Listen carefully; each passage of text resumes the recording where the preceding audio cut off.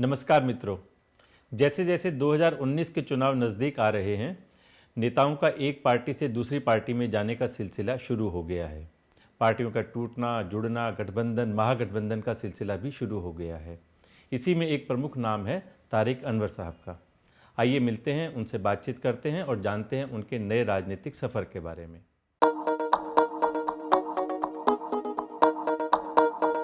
20 साल एनसीपी में रहने के बाद एक बार फिर कांग्रेस में शामिल होने वाले तारिक अनवर उन असंतुष्टों में से थे जिनको ये बात खटकती थी कि सोनिया गांधी विदेशी मूल की हैं।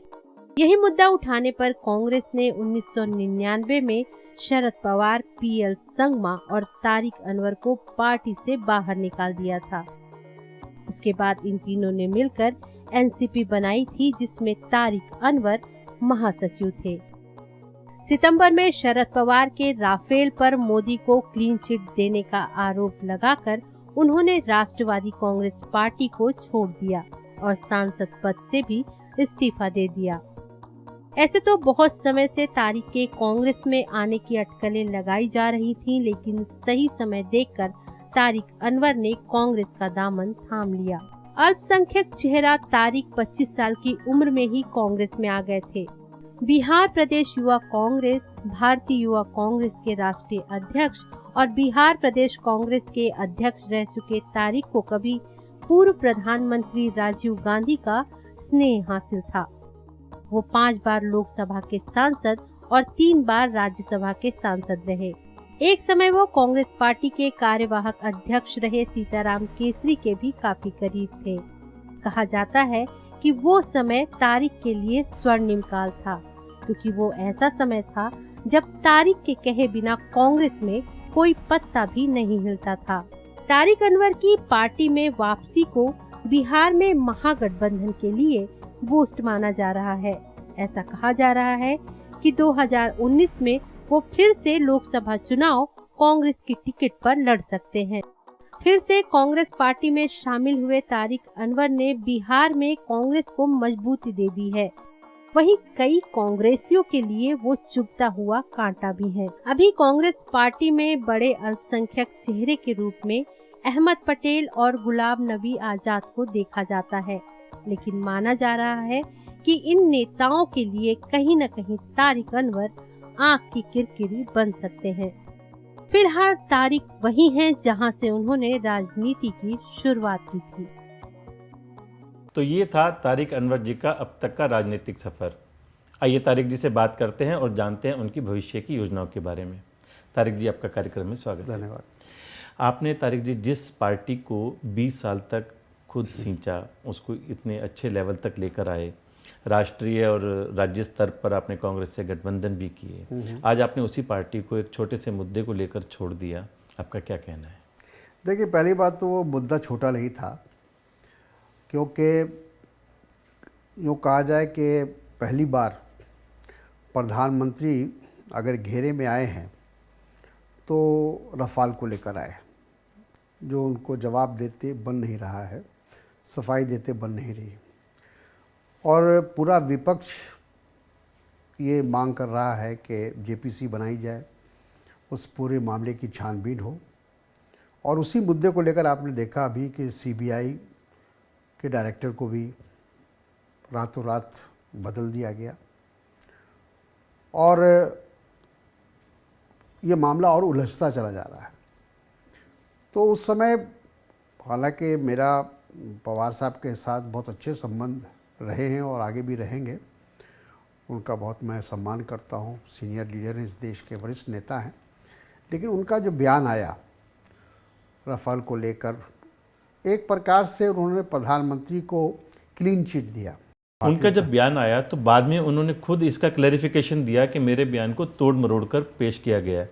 तो आपने उनसे बात भी नहीं की कि आपका क्या कहना था? नहीं, हमारी उनसे बात नहीं हुई। हमने इंतज़ार ज़रूर किया कि जो उनका बयान आया, फिर जैसा मैंने कहा कि अमित शाह जी का बयान आया उनके पक्ष में, और अमित शाह जी का जो बयान था वो बिल्कुल अपोजिशन को डिमोलाइज़ करने वाला था, क्योंकि उन्होंने ये कहा कि शरद पवार जी जैसे सीनियर लीडर से सीखना चाहिए, अपोजिशन को सीख लेनी चाहिए। हमको उम्मीद थी कि फ़ौरन पवार साहब का कोई कंट्राडिक्शन आ जाएगा, लेकिन वो आया नहीं।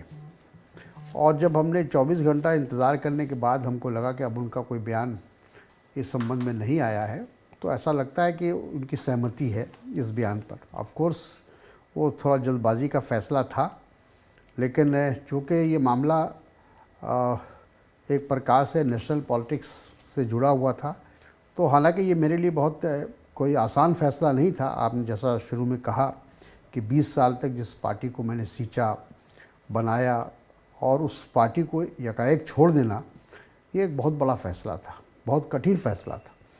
लेकिन जैसा मैंने कहा कि देश की राजनीति को देखते हुए, देश के हालात को देखते हुए मुझे ये फ़ैसला लेना पड़ा। आपने जो राष्ट्रवादी कांग्रेस पार्टी बनाई थी, जो एक मेन मुद्दा था आपका सोनिया गांधी के विदेशी मूल का, वो मुद्दा आज भी है? नहीं, मेरा ख्याल है कि वो मुद्दा, जैसे हम लोगों ने 1999 में हम लोगों ने पार्टी बनाई थी और उसी साल जो चुनाव हुआ, लोकसभा का चुनाव हुआ, फिर विधानसभा का, महाराष्ट्र का चुनाव हुआ, तो जो लोगों का मत था या जो लोगों का समर्थन मिलना चाहिए था इस इशू पर, वो नहीं मिला। एक तरह से देश की जनता ने उससे हम लोगों की जो हम लोगों का वो इशू था उसको नकार दिया। तो इसका मतलब आप मानते हैं कि उस समय आपसे गलती हुई थी? बिल्कुल, मैं समझता हूँ कि एक भावनात्मक गलती थी वो। हम लोग भावना में बहकर एक फ़ैसला हम लोगों ने लिया और फिर फ़ौरन 2000 में हम लोगों ने कांग्रेस के साथ मिलकर महाराष्ट्र में सरकार बनाया और 2004 में सोनिया जी के नेतृत्व में यूपीए बना, उसको हम लोगों ने स्वीकार कर लिया। तो अब वो कोई इशू नहीं रहा। तो आप जिस समय राज्य में और राष्ट्रीय स्तर पर भी एनसीपी और कांग्रेस का गठबंधन हुआ और अब आप दोबारा से कांग्रेस में हैं, तो अब उस गठबंधन पर आपको क्या लगता है, क्या असर होगा? नहीं, हम चाहते हैं गठबंधन रहे तो सारा विपक्ष एक साथ आए, हम लोगों की कोशिश रहेगी। और जहाँ तक एनसीपी का सवाल है, एनसीपी महाराष्ट्र में तो उसका एक मजबूत अस्तित्व है, इसमें हम इनकार नहीं कर सकते। एक राजनीतिक वहाँ उसकी पहुँच है, पकड़ है, पवार साहब की वजह से है। लेकिन महाराष्ट्र से बाहर हम लोग कुछ कर नहीं पाए। 20 साल ज़रूर हमने लगाया, लेकिन पूरे जो ये हिंदी बेल्ट जिसको हम कहते हैं, किसी भी हिंदी राज्य में एनसीपी का जो सही मानों में एक राजनीतिक पार्टी का अस्तित्व होता है, वो हम बनाने में असफल रहे। और हमको लगता है कि जब तक पवार साहब का नेतृत्व है, तब तक तो महाराष्ट्र में उसकी अपनी जो राजनीतिक पहचान है वो बनी रहेगी। अभी तक का राहुल गांधी का जिस तरह का रवैया रहा है और जिस तरह की उनकी राजनीति रही है, कोई बहुत ज़्यादा सफलता नहीं मिली है। राज्यों के चुनाव में भी और लोकसभा के चुनाव में भी हर जगह उनको हार ही देखनी पड़ी है। आपको लगता है कि आने वाले भविष्य में कांग्रेस कुछ बहुत अच्छा कर पाएगी उनके नेतृत्व में? बिल्कुल कर पाएगी। देखिए, 2014 का जो इलेक्शन था, और जैसा गडकरी साहब ने कहा, अगर उन्हीं की बात को हम मान लें कि हम लोगों को उम्मीद ही नहीं थी कि हमारी सरकार बनेगी, और इसलिए हम लोग जितना भी जिसको कहते हैं कि गलत वादे करते चले गए हम लोग, चाहे वो काला धन को लाने की बात हो, 15 लाख रुपया हर अकाउंट में देने की बात हो, बेरोज़गारी 2 करोड़ नौजवानों को रोज़गार देना हो, किसानों को स्वामीनाथन के रिकमेंडेशन पर उनकी जो कीमत है, जो पैदावार है, उसकी सही कीमत देने की बात हो। मतलब हर क्षेत्र में इन्होंने बहुत बढ़ चढ़ कर वादा किया। बाद में फिर अमित शाह जी का बयान आ गया कि वो तो हमारा चुनावी वादा था, वो तो सिर्फ एक जुमलेबाजी थी। तो लोग इस बात को स्वीकार करने को तैयार नहीं हैं। लोगों को ये उम्मीद थी नरेंद्र मोदी जी से कि ये ज़रूर कोई ना कोई चमत्कार करेंगे और देश के अंदर एक आर्थिक, सामाजिक, हर तरह का परिवर्तन आएगा, एक क्रांति आएगी। एक लोगों का जो भ्रम टूटा है, तो उसका सबसे बड़ा संकेत ये है कि जितने उपचुनाव हुए, और भी लोकसभा के तमाम उपचुनाव में भारतीय जनता पार्टी को मुँह की खानी पड़ी। यहाँ तक कि गोरखपुर, जो उत्तर प्रदेश के मुख्यमंत्री का चुनाव क्षेत्र था, वहाँ भी उनको चुनाव हार देखनी पड़ी। डिप्टी मुख्यमंत्री हैं, उनके यहाँ भी उनको हार देखनी पड़ी। चाहे राजस्थान हो, मध्य प्रदेश हो, बिहार हो, ये पूरे हिंदी बेल्ट में जहाँ से सबसे ज़्यादा समर्थन बीजेपी को मिला था, वहाँ ही उनका साख धीरे धीरे कम होता जा रहा है। अभी गुजरात का भी इलेक्शन आप ले लें, वहाँ भी कांग्रेस आगे बढ़ी। और अभी कर्नाटक के अंदर भी आपने देखा कि भारतीय जनता पार्टी बहुत उनको उम्मीद थी कि हम कर्नाटक में हमारी वापसी होगी, वहाँ वापसी नहीं हुई। जो एक लोगों को भ्रम था उसको टूटने में समय लगता है। लोगों ने, जिसको हम कहते हैं ना कि ब्लाइंड फेथ, आंख मूंद करके लोगों ने भारतीय जनता पार्टी पर विश्वास किया, एनडीए पर विश्वास किया, लेकिन अब एनडीए के पार्टनर ही उनसे नाराज़ हो रहे हैं। बीजेपी के अगेंस्ट होंगे, एनडीए के फेवर में नहीं होंगे, लेकिन कांग्रेस के फेवर में भी नहीं है। नहीं, जहाँ तक उनका बाबू जो वहाँ के मुख्यमंत्री हैं आंध्र प्रदेश के, नायडू जी, उनका बयान खुलेआम आया है और बहुत खुलकर उन्होंने कहा है कि भारतीय जनता पार्टी को हमारा हराना है, हमारा उद्देश्य भारतीय जनता पार्टी को हराना है। और उन्होंने बात भी की। और अभी तेलंगाना में जो चुनाव होने जा रहा है विधानसभा का, उसमें तेलुगु देशम और कांग्रेस का अलायंस हुआ है। नहीं, यूपीए की जहाँ जहाँ गठबंधन की बात करते हैं, महागठबंधन की बात करते हैं, 4 कदम आगे बढ़ते हैं और 8 कदम उनको पीछे हटना पड़ता है। राष्ट्रीय स्तर पर आप ये कह सकते हैं कि राष्ट्रीय स्तर पर कोई महागठबंधन बनाना बहुत मुश्किल है, क्योंकि बहुत सारी जो पार्टियां हैं वो क्षेत्रीय पार्टियां हैं या राज्य तक सीमित हैं। तो उससे बियॉन्ड दैट उनसे कोई अलायंस करना या उनके साथ गठबंधन करना, मैं समझता हूँ कि संभव भी नहीं है और लाभदायक भी नहीं। तो जो अभी जैसे आप कह सकते हैं कि मध्य प्रदेश में और छत्तीसगढ़ में मायावती जी ने अलायंस नहीं किया, तो वहाँ जो आप पिछले रिज़ल्ट को देखिए, पिछले जो परिणाम उसको देखिए, तो वहाँ सीधे सीधे बीजेपी और कांग्रेस के बीच में मुकाबला हुआ है। ये जो 4-5 राज्य हैं वहाँ चाहे तो कांग्रेस का प्रेजेंस है या फिर बीजेपी का प्रेजेंस, तो वहाँ तीसरी पार्टी का या क्षेत्रीय पार्टी की कोई गुंजाइश नहीं है। लेकिन उत्तर प्रदेश का जहाँ तक सवाल है, वहाँ मायावती जी का बहुत स्ट्रॉन्ग प्रेजेंस है और उनका असर है वहाँ, और अखिलेश जी का है। वहाँ कांग्रेस और ये दोनों पार्टियां मिलकर, हमको लगता है जिस तरह से बाई इलेक्शन में, उपचुनाव में जो परिणाम आए हैं, अगर वही कॉम्बिनेशन अगर बन जाएगा तो सबसे बड़ा जो भारतीय जनता पार्टी को जो समर्थन मिला था वो उत्तर प्रदेश से मिला था। और वहाँ अगर भारतीय जनता पार्टी को किसी तरह से रोकने में ये लोग सफल रहे तो आने वाला जो परिणाम होगा या जो चित्र बनेगा लोकसभा का, उसमें भारतीय जनता पार्टी को काफ़ी नुकसान होगा। एसपी बीएसपी मिलकर के तो बीजेपी को रोकने की कोशिश करेंगे, लेकिन उसमें कांग्रेस की कहाँ भूमिका होगी? कांग्रेस को वो 2-3 सीटों से ज़्यादा देने को तैयार नहीं है। देखिए, अभी कहना मुश्किल है क्योंकि लोकसभा का भी सीट एडजस्टमेंट की बात शुरू भी नहीं हुई है। जब होगी तो उसमें देखा जाएगा। वैसे वहाँ ये बात सही है कि वहाँ जो मुख्य रूप से वो अखिलेश जी की पार्टी, समाजवादी पार्टी और मायावती जी की पार्टी बीएसपी है। तो इस हकीकत को सब लोग मान रहे हैं, लेकिन उसमें कांग्रेस से का भी योगदान अगर रहेगा, कांग्रेस भी उस कॉम्बिनेशन में रहेगी, तो हमको लगता है कि परिणाम और अच्छे हो सकते हैं। तारिक जी, कांग्रेस हमेशा मुस्लिम अपीजमेंट का रवैया अपना रहा है, मुसलमानों को खुश करती रही है, लेकिन अब आकर राहुल जी ने मंदिरों में भी जाना शुरू कर दिया और अपने आप को जनेऊधारी भी कहना शुरू किया है और हिंदू अपीजमेंट की ओर, हिंदुओं को खुश करने की ओर जा रहे हैं। ऐसे में आप क्या सोचते हैं? देखिए, ऐसा है कि कांग्रेस से पार्टी एक नेशनल मूवमेंट से उभर कर आई है। कांग्रेस पार्टी कोई जाति विशेष या धर्म विशेष की पार्टी कभी नहीं रही है। आज़ादी की लड़ाई में कांग्रेस का योगदान रहा। आज देश की कांग्रेस को आप आज़ादी वाली कांग्रेस से तो नहीं तुलना कर सकते। वो लेगेसी आज भी है। और ये मान के आप चलिए, ये जो कहा जाता है कि मुस्लिम का अपीजमेंट हुआ या तुष्टीकरण हुआ, इससे बड़ा कोई झूठ हो नहीं सकता। उसकी 2 वजह है। एक वजह तो यह है कि अगर तुष्टीकरण होता तो आज मुस्लिम समुदाय की ये स्थिति नहीं होती जो आज है। आज हर क्षेत्र में आप ले लीजिए उनको, तो वो पिछड़ गए। बीच में सच्चर कमेटी बनी थी, उसके बाद रंगनाथ मिश्रा जी की एक कमीशन बना था। इन दोनों कमीशन ने जो अपनी जो फाइंडिंग दी है, जो रिपोर्ट दी है, उसको अगर आधार हम मान लें तो इस देश में मुस्लिम समुदाय की हालत इस देश के दलितों की जैसी है, लगभग बराबर है।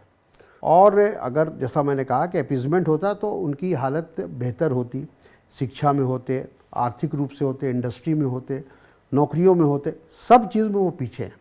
तो ये उनके मुसलमानों के पीछे होने का आप किसको दायित्व देंगे, कौन जिम्मेवार है इसका? देखिए, कांग्रेस का ये मानना है कि देश के या समाज के जितने भी समूह हैं, और चाहे वो किसी धर्म जाति बरादरी के हों, सबको हमको मेन स्ट्रीम में लाना पड़ेगा, सबको बराबरी का मौका देना पड़ेगा, तभी जाकर देश मजबूत होगा। हम ये संभव नहीं है कि हम एक जाति विशेष को मजबूत करें और दूसरी जाति को कमज़ोर करें। तो इसलिए जब सच्चर कमेटी की रिपोर्ट आई थी और रंगनाथ मिश्रा जी की रिपोर्ट आई थी, उसके आधार पर कुछ करने का प्रयास उस समय यूपीए सरकार ने किया था। जहाँ तक कि भारतीय जनता पार्टी जो बराबर ये कहती है कि मुस्लिम अपीजमेंट हम इसलिए कर रहे थे, कांग्रेस कर रही थी कि वो वोट बैंक अपना बना रही थी। मैं आपसे जानना चाहता हूँ कि वोट बैंक बहुमूल्य का होगा या अल्पसंख्यक का होगा? जो लोकतंत्र में जहाँ बहुमत होता है उसी की सफलता होती है। यही बात अब कांग्रेस को समझ में आई है ना, इसीलिए राहुल जी ने अब मंदिरों में जाना शुरू किया। भारतीय जनता पार्टी का ये जो प्रचार है, ये इससे बड़ा कोई झूठ नहीं हो सकता कि हम वोट बैंक बनाने के लिए मुस्लिम समुदाय को उनका अपीजमेंट कर रहे थे या उनके लिए कार्यक्रम कर रहे थे। ऐसी बात नहीं। अगर हमको वोट बैंक बनाना होता तो हम हिंदुओं का बनाते, जो 85% आबादी इस देश में हिंदुओं की है, सिर्फ 14% मुस्लिम आबादी है। तो ये 14% को लेकर हम इलेक्शन नहीं जीत सकते।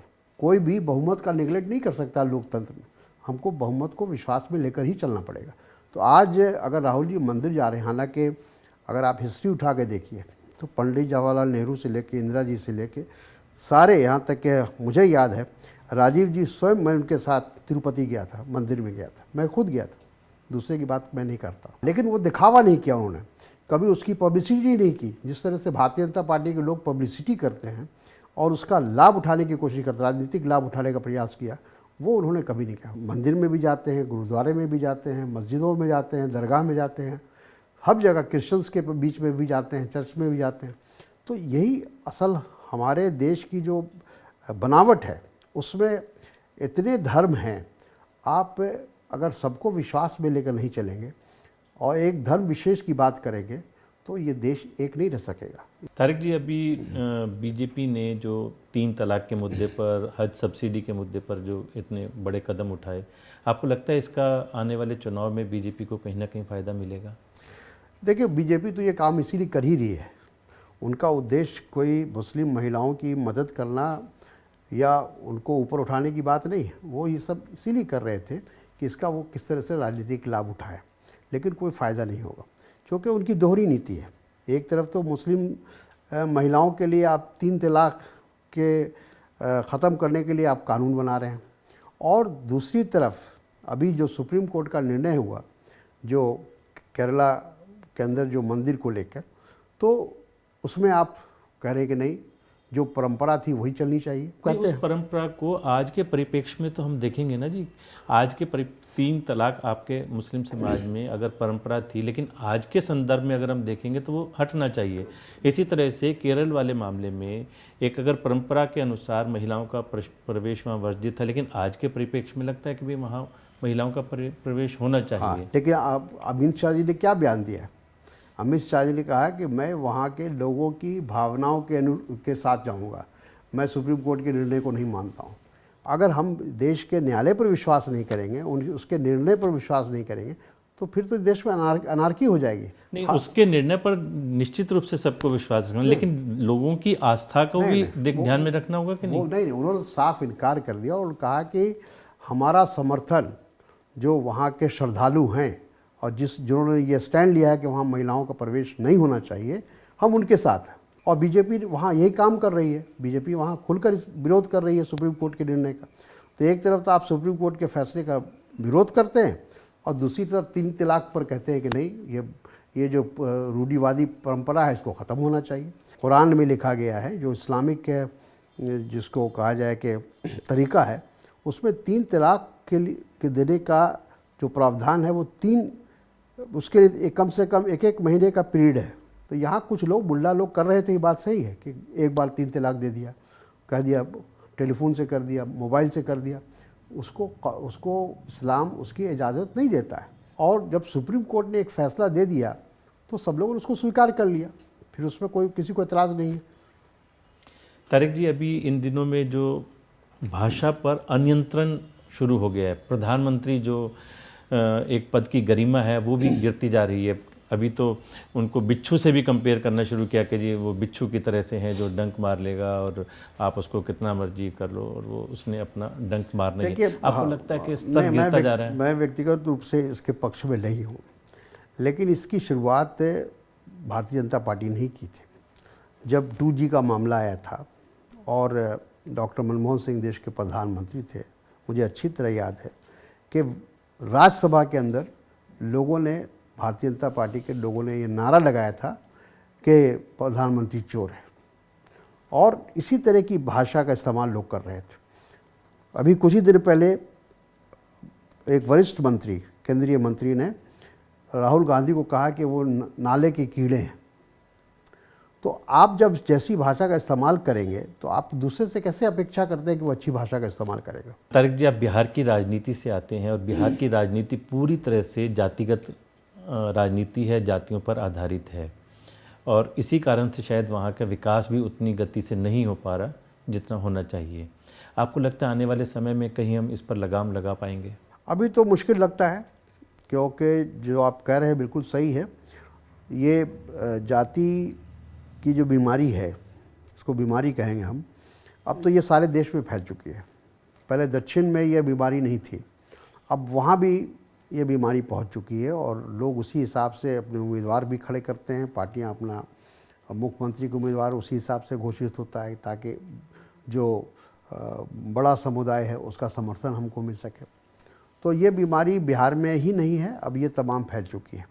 अब इससे कैसे निजात दिलाया जाए, ये कोई मामूली बात नहीं है, और ये एक सामाजिक त्रुटि कहा जाए इसको, और इसको दूर करने में समय लगेगा।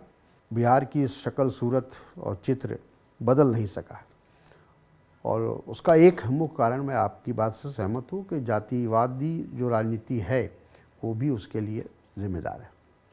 तारिक जी, अभी जो अयोध्या मुद्दे पर सर्वोच्च न्यायालय का जिस तरह का रुख आया है, लगता है अभी जल्दी से कुछ सुनवाई ना शुरू होने वाली है, ना निर्णय आने वाला है। कम से कम जो 2019 के चुनाव हैं उससे पहले तो कोई निर्णय आएगा नहीं। ऐसे में विश्व हिंदू परिषद, संघ, बीजेपी सब ओर से डिमांड शुरू हो गई है कि अध्यादेश लाकर और राम मंदिर का निर्माण शुरू करना चाहिए। भारतीय जनता पार्टी भी नहीं चाहती है कि इसका कोई समाधान निकले, क्योंकि हर 5 साल में वो इसको इस्तेमाल करते हैं। जब चुनाव आता है, लोकसभा का होता हो या उत्तर प्रदेश का चुनाव होता हो, तो उनको राम मंदिर याद आता है, और फिर उसके ऊपर पूरी राजनीति चलती है, और उसका वो राजनीतिक लाभ भी उठाते रहे। लेकिन हकीकत में वो इसका समाधान नहीं चाहते। अगर चाहते हैं तो ज़रूर कोई ऐसा कदम उनको उठाना चाहिए था। दूसरी बात है कि ये मामला न्यायालय में है, और भी सुप्रीम कोर्ट में। तो हमारे संविधान का, जैसे मैंने शुरू में कहा, कि न्यायालय जो है वो एक मुख्य अंग है, एक मुख्य स्तंभ है, और आपको अगर देश के संविधान में विश्वास है तो आपको न्यायालय पर भी विश्वास करना पड़ेगा। तो जब मामला न्यायालय में है, न्यायालय तमाम चीज़ों को देख के कर फैसला लेगा। उसके सामने, जैसा उन्होंने कल कहा भी चीफ जस्टिस ने, कि हमारी वो प्राथमिकता नहीं है, हम तो देखेंगे, सारी चीज़ों को देखने और समझने के बाद हम कोई फैसला लेंगे। न्यायालय को राजनीति से कोई लेना देना नहीं, वोट से कुछ नहीं लेना देना नहीं। तो मेरा अपना मानना है, और कांग्रेस ने भी कल स्पष्ट किया है कि न्यायालय के फैसले तक इंतज़ार किया जाना चाहिए। तारिक जी, धन्यवाद। आपसे अलग अलग मुद्दों पर अच्छी चर्चा हुई। अंत में आपसे एक बात जानना चाहेंगे, आपको लगता है आप कांग्रेस में दोबारा गए हैं तो वही सम्मान आपको दोबारा मिल पाएगा जिस सम्मान के आप अधिकारी हैं, या जो सम्मान पहले आपको पार्टी में मिलता था? देखिए, हमने कोई शर्त नहीं रखी थी कांग्रेस में वापसी के लिए, क्योंकि हालात ऐसे पैदा हो गए। फिर हमने बहुत इस पर विचार किया कि आज जो देश के हालात हैं उसमें लोकतंत्र के लिए भी आवश्यक है कि एक मजबूत विपक्ष बने, और वो मजबूत विपक्ष कांग्रेस के अलावा कोई दूसरा नहीं बन सकता है, क्योंकि एक राष्ट्रीय पार्टी की हैसियत से भी, और उसकी हर जगह, हर प्रदेश में कहीं ना कहीं, हर क्षेत्र में उसकी मौजूदगी है। तो राष्ट्रीय पार्टी में जाकर हम ज़्यादा कुछ योगदान कर सकते हैं, और इसीलिए हमने कांग्रेस को चुना। और हमारा उद्देश्य यही रहेगा कि जो भी हमें जिम्मेदारी दी जाएगी, नहीं तो कांग्रेस के एक कार्यकर्ता ही के रूप में कांग्रेस को मजबूत करने का काम करेंगे। जो मेरा एक संगठन का अनुभव है इतना लंबा, उस अनुभव का फ़ायदा पार्टी को मिले, ये हमारी कोशिश रहेगी। आपको लगता है कि एनसीपी के बाकी नेता भी आपका अनुसरण करेंगे, कुछ और लोग भी यहाँ जुड़ सकेंगे?